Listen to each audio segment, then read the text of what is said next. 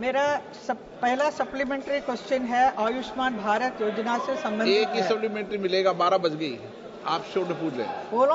12 बज गई, आप समाप्त करें बस। जल्दी जल्दी बोल दिया महोदय। आप पढ़ के मत बोलो, बिना पढ़ के पूछ लो। लेकिन शिकायतें आती है कि दिस इज अबाउट 50 करोड़ लाभार्थी के साथ आयुष्मान भारत योजना दुनिया की सबसे बड़ी स्वास्थ्य योजना है, लेकिन इसका सफलता बहुत ही सफल है, लेकिन फिर भी बहुत सारी शिकायतें हैं इसमें।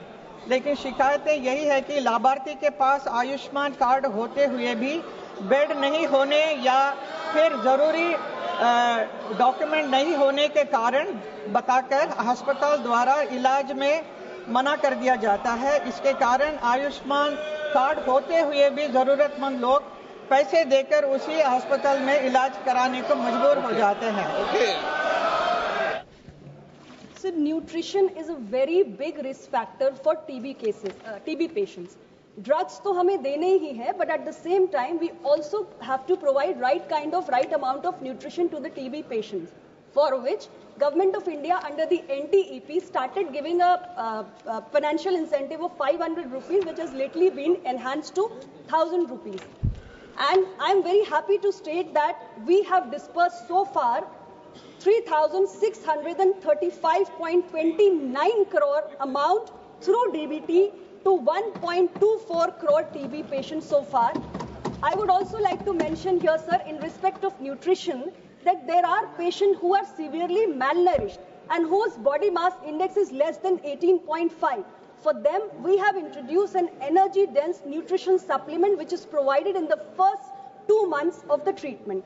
Third important thing is, sir, the nutrition food basket, which was up till now given to only TB patients, now we have extended it to the family members, the close contact of the TB patients also. मंत्री के उत्तर में programme का विवरण है, लेकिन जो माननीय सदस्य मेरे से पहले जो डिटेल्स की जो मांग कर रहे थे, संख्या की जो मांग कर रहे थे, उसका विवरण नहीं आया है। कहीं चाय बागान के जो श्रमिक हैं, ज्यादातर महिलाएं हैं, उनमें अनीमिया और ट्यूबरकुलोसिस की बहुत बड़ी समस्या है। और यहाँ पे उत्तर में टी गार्डन के अस्पतालों का विवरण है, लेकिन उन अस्पतालों में डॉक्टर कितने हैं उसका विवरण नहीं है, डॉक्टर वहां पे नहीं है। और ट्यूबरकुलोसिस जो है, क्योंकि वो पानी से जुड़ा हुआ है, वहां पे ना ड्रिंकिंग वाटर का उन्होंने सप्लाई पर उन्होंने ध्यान दिया है, ना जो आपका प्रश्न क्या है? सर मैं आ रहा हूं सर। और जो नाले हैं, नाले में जो गंदगी है, जो गंदा पानी है जो बहता नहीं है, बारिश के समय जो पूरा पानी आ जाता है, उसके कारण टीबी होता है।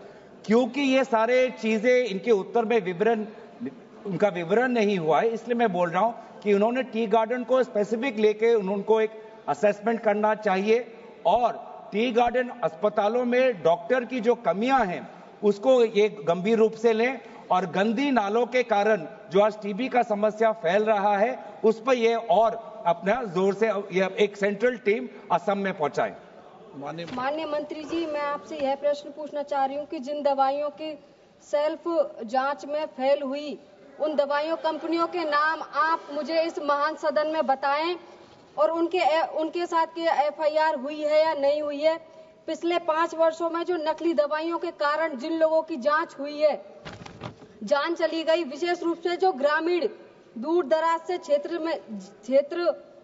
में जो सरकार जिन प्रभावी निर्दोष लोगों की जिस प्रकार उनको कोई मुआवजा मिला है या नहीं मिला है, माननीय मंत्री जी? अध्यक्ष जी, जहां तक ड्रग्स की बात है, NSQ, स्पूरियस, एडल्ट्रेटेड या मिसब्रांडेड ड्रग्स की क्वालिटी और एफिकेसी को चेक करना, सेफ्टी को मेंटेन करना, ये नेशनल ड्रग रेगुलेटर CDSCO की जिम्मेदारी है। ये प्रक्रिया लगातार चलती है। इसके तहत मार्केट सर्वेलेंस की हमारी एक एक्टिविटी है, जिसके तहत हम सैंपल्स को ड्रॉ करते हैं, उनकी टेस्टिंग करवाते हैं और अगर वो NSQ, एडल्ट्रेटेड, मिसब्रांडेड या स्पूरियस पाए जाते हैं तो हम एक मंथली बुलेटिन अपना चलाते हैं, ड्रग अलर्ट, जो कि cdsco.gov.in हमारी वेबसाइट पर उपलब्ध है। जो माननीय सदस्य ने जानकारी मांगी कि कौन सी ड्रग्स हैं स्पूरियस या कौन सी कंपनीज हैं, क्या एक्शन हुआ, आपको उस पर सारी जानकारी मिल जाएगी। मैं की वेबसाइट बनाई आप सर, ये हम हर महीने ये जानकारी अपने वेबसाइट पर ड्रग अलर्ट की हेडिंग में डालते हैं। किसके खिलाफ एक्शन हुआ, किस कंपनी के खिलाफ हुआ, कौन सी ड्रग अप्रोप्रिएट नहीं पाई गई, ये हम निरंतर जानकारी अपलोड करते हैं। ड्रग्स इन कॉस्मेटिक एक्ट 1940 के प्रोविजंस के अनुरूप जो भी उचित एक्शन होता है, उचित फोरम के माध्यम से वो एक्शन लिया जाता है। चाहे किसी को शो कॉज नोटिस देना हो, चाहे किसी का लाइसेंस कैंसिल करना हो, चाहे स्टॉप प्रोडक्शन ऑर्डर देना हो, चाहे स्टॉप टेस्टिंग ऑर्डर देना हो, सब कुछ ड्रग्स इन कॉस्मेटिक्स एक्ट 1942 के प्रावधान के अंतर्गत किया जाता है। हमारे नाम बताओ, क्या जवाब स्पीकर साहब को दिया जाता है। तो सर, ये जानकारी अगर उनको किसी कंपनी के बारे में या ड्रग के बारे में चाहिए तो मैं उनको निवेदन करूंगी कि वो हमारे वेबसाइट पर जाएं। महोदय, अध्यक्ष महोदय, मैं माननीय मंत्री जी से बार बार मैं वही पूछ रही हूँ कि वेबसाइट में मैं क्या देखूं। मुझे आप इस महान सदन में बताओ कि भाई वो कंपनियां हैं, उनकी जांच तो हो। आप बोलो तो सही। सर, मेरे पास पूरी एग्जॉस्टिव लिस्ट है सर। इतने सारे स्टेट्स हैं, इतनी सारी कंपनीज है। अब अगर मैं पूरी लिस्ट निकाल के पढ़ना शुरू करूंगी तो सदन का वक्त यहाँ जाया होगा। आप इनको भिजवा देना। मैं आपको भिजवा दूंगी सारी लिस्ट। आपको कितने साल का ब्यौरा चाहिए? हर महीने का ब्यौरा भिजवाऊंगी, हर राज्य का ब्यौरा भिजवाती हूँ। जिन कंपनीज के खिलाफ एक्शन हुआ है, हर कंपनी का, हर ड्रग का डिटेल मैं माननीय सदस्य को भिजवा दूंगी। बहुत बहुत धन्यवाद अध्यक्ष महोदय। मेरा कोई प्रश्न नहीं था, लेकिन फिर भी मैं अपने बिहार प्रदेश के तरफ से एक प्रश्न माननीय स्वास्थ्य मंत्री जी से पूछना चाहती हूँ कि हमारे पटना एम्स को अपना डायरेक्टर कब मिलेगा? मंत्री जी कृपया करके बताने का कष्ट करें। सर, ये किलकारी कार्यक्रम से जुड़ा हुआ सवाल नहीं है। जब ऑल इंडिया इंस्टीट्यूट का प्रश्न लगाइए, उस पर आपको उत्तर जरूर मिलेगा। एम्स में डायरेक्टर थे, एक कारण से उनको वहां से हटाया गया है। बहुत जल्द नया डायरेक्टर लगा दिया जाएगा। श्री चंद्रशेखर जी। धन्यवाद अध्यक्ष जी संरक्षण के लिए।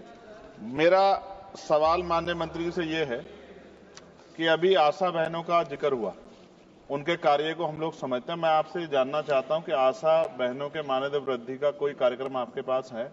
उनका वेतन वृद्धि किया जाएगा? वो ऐसे ही मिनिमम वेतन में अपना जीवन जो है बदहाल होता रहेगा? उनका बस मेरा आपसे जानने का ये सवाल है माननीय मंत्री जी कि आशा बहनों के वेतन वृद्धि कोई कार्यक्रम आपके पास है या नहीं?